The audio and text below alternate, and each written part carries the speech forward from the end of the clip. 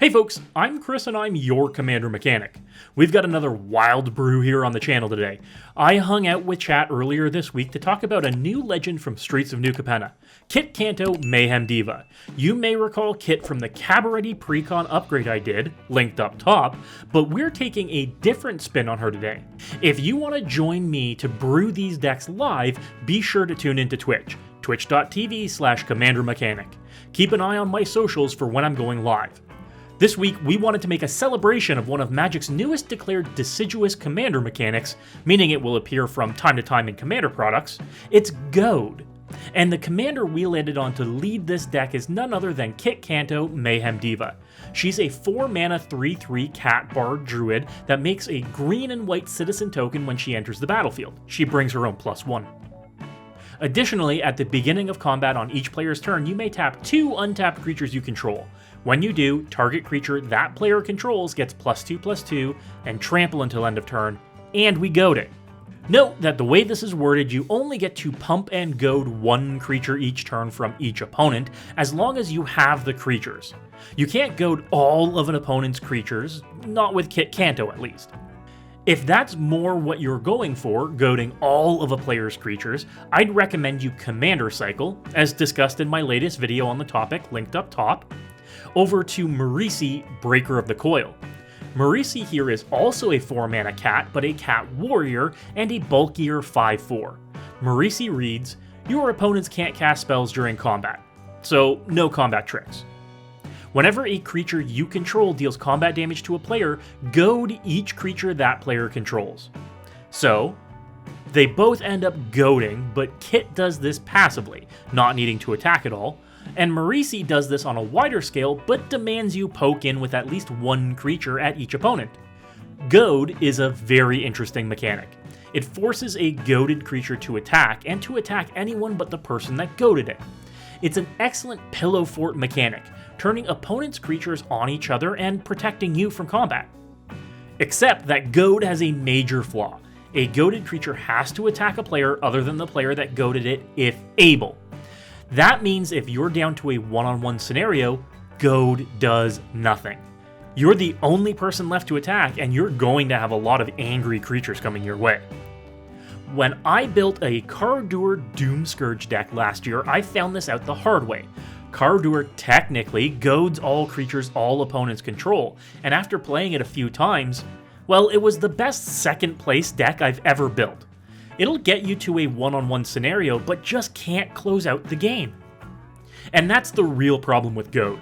How do we close out a game with it? I think we have some options with the recently printed cards that turn everything up a notch, so I wanted to walk through the problem with Goad and how to solve it. If you want to take a look and follow along, I've linked the list we created in the description below. You can find it by following the links to my sponsor, Moxfield. They are the best deck building platform in the world and help make brews like this possible. With integrated Scryfall search, you can find cards easily even if you can't remember their names. You can sort by price if you want to stay on budget, and you can create folders for your decks to keep them organized in your profile. Be sure to follow my Moxfield profile for my latest brews. So, as mentioned, the issue with Goad is that you become a target when goaded creatures must attack, and also, usually, for whenever a non-goaded creature is able to attack you. So, what do we do about this? Well, we could build defensively. It's not an aggressive strategy, but sitting behind a wall of you can't attack me effects is basically what Goad wants us to do. These are enchantments like Ghostly Prison, artifacts like Norn's Annex, or creatures like Nil's Discipline Enforcer. These effects keep us safe from an onslaught of creatures that will eventually be heading our way. A deck based around Goad wants to be board wipe light as well, since you need opponents to have creatures in play to goad. So 1 to 2 strategic board wipes are ideal. Something that may leave your creatures and a couple creatures your opponents control around. Fell the Mighty, for instance, can target your Kitt Kanto, wiping out any creatures with more than 3 power. That leaves goad targets while not leaving 2 dangerous targets on the battlefield. A good gotcha board wipe like Settle the Wreckage could work wonders if an opponent tries to alpha strike you, or if you're left in a one-on-one situation. They tap out to attack, and you wipe out their entire army. There's other options we have to stem the tide of war as well. For instance, we could go on the aggressive but still be defensive. Effects that untap our creatures allow us to not only use Kitt Kanto to goad every turn, but leave us with blockers if we are attacked. Classics like Seedborn Muse and Quest for Renewal work wonders here, along with the new Drum Bellower from Kamigawa Neon Dynasty, all enabling us to tap our creatures to attack, goad, or for other effects, and still untapping them during each other player's turn. This can allow us to chump block with tokens or just scare off potential attackers with our board state. These all assist with our goad effects that range from single target like our commander Kitt Kanto, all creatures a single player controls like on Kumainu Battle Armor, or all creatures all opponents control like on Disrupt Decorum. Because of forcing attacks, Goad opens players up in turn order and enables massive swings in life totals. The first player to act after you runs their creatures into an opponent's board, leaving their defenses down for the counterattack. By the end of a round with multiple creatures goaded, it's not surprising to see at least one opponent taken out entirely. We could also employ pseudo-goad effects that just encourage opponents to attack anyone but you. Jolene the Plunder Queen gives opponents treasures for attacking each other, regardless of being goaded. Curses like Curse of Predation and Curse of Opulence are great incentives for opponents to attack someone other than you, while you continue to benefit. And Gahiji Honored One helps the Slugfest by buffing creatures attacking as long as they aren't attacking you. These are all great ways to get people to look somewhere else on the attack, but it's still not going to help when we're down to a one-on-one scenario. We need to find ways to close out the game. We're still left with Goad's big problem. We've now made one opponent's creatures beefier with counters, and those creatures are now staring you down. We could solve this in a few ways, like slowly picking at opponents' life totals over time. One of my favorites that stays on theme is Vengeful Ancestor, which damages opponents whenever they attack with a goaded creature.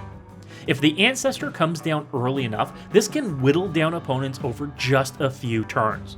And remember, you can still goad creatures even if they are attacking you. We could also work to get our life total higher and out of dangerous levels. With all of this attacking going on, enchantments like Righteous Cause gain us life whenever opponents attack us or each other. This effectively negates any 1-power creatures that might attack us, and allows us to profit from sending goaded creatures at opponents. We could also just turn ourselves into the bigger threat. If we're starting off with smaller creatures and tokens to allow Kitt Kanto to tap them and goad opponents, we could include Thunderfoot Baloth and other effects that pump our whole team. So if we're reduced to a one-on-one situation, our team comes out on top. But by far the most effective way to negate the second place problem with Goad is by including some non-combat damage win cons. Since we're in red, we could include burn spells like Comet Storm, Crackle with Power, or even Earthquake. This means that, with opponents' life totals lower from being attacked and attacking, we could have enough mana to just take them out with a single spell later in the game. If we're going wide with lots of tokens, the new Halo Fountain could act as a win con. Paying 5 white and untapping 15 creatures is actually possible in a deck where we're making a ton of tokens and have ways to tap these creatures that doesn't involve combat. And one of my favorites in this style of deck is Burn at the Stake. With just 5 creatures in play, this could be 5 mana to dome someone for 15 damage. Late game and in a one-on-one scenario, there's no way that's not going to result in lethal damage. While we're getting more and more effects that goad, we're going to need a few more ways to mitigate the weakness of scenarios where it just does nothing.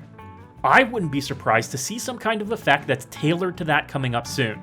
If a creature you goaded would attack you, do X. Maybe we'll see something like that in the upcoming Commander Legends 2. Take a look at the full list Chat and I created, linked below, and let me know what you think of the Goad mechanic. Where does it rate for you? Something fun but not something you'd build an entire deck around? I would love to hear your thoughts in the comments. And, of course folks, good luck and have fun.